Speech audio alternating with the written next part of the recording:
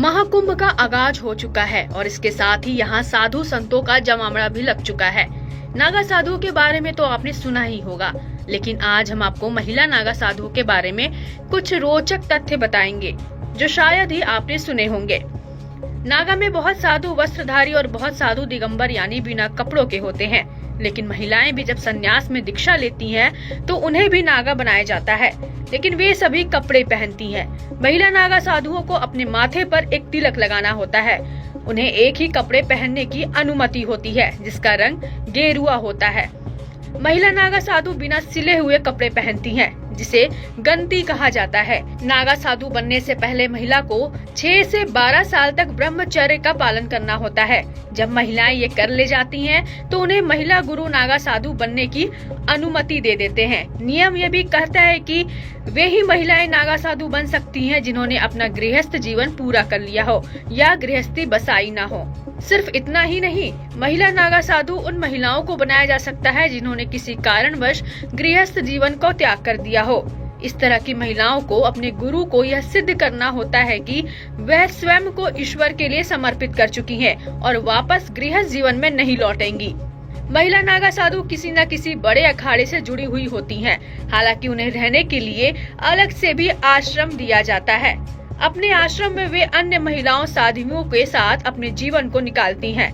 कुंभ मेले के दौरान अखाड़े में उनके लिए अलग से व्यवस्था की जाती है। यही नहीं, जब पुरुष नागा साधु कुंभ स्नान कर लेते हैं, उसी के पश्चात उन्हें पवित्र नदी के जल में उतरकर डुबकी लगाकर पुण्य अर्जित करना होता है। महिला नागा साधुओं के जीवन में कई सख्त नियम और परंपराएं शामिल है, खासकर पीरियड्स यानी कि मासिक धर्म के दौरान। तो आइए जानते हैं कि महिला नागा साधु पीरियड्स के दौरान महाकुंभ में स्नान और अन्य धार्मिक प्रक्रियाओं को कैसे संपन्न करती हैं।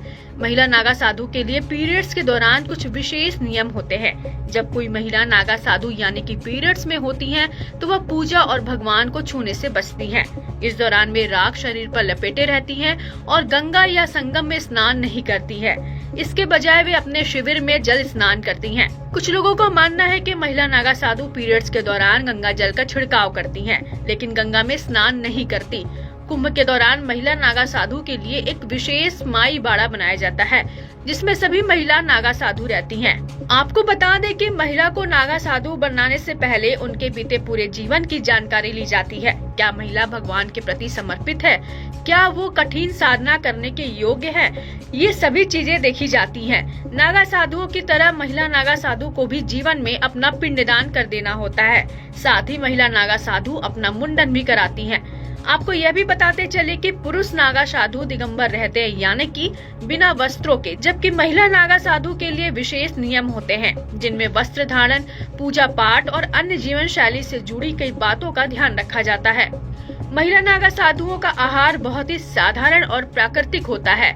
वे मुख्य रूप से कंदमूल, फल, जड़ी बूटी और पत्तियां खाती हैं। उनका भोजन बिना पका हुआ होता है और वे शाकाहारी होती हैं। इसके अलावा महिला नागा साधु का दिन पूजा पाठ और ध्यान से शुरू होता है। वे सुबह ब्रह्म मुहूर्त में उठकर शिव जी का जाप करती हैं और शाम में भगवान दत्तात्रेय की पूजा करती हैं।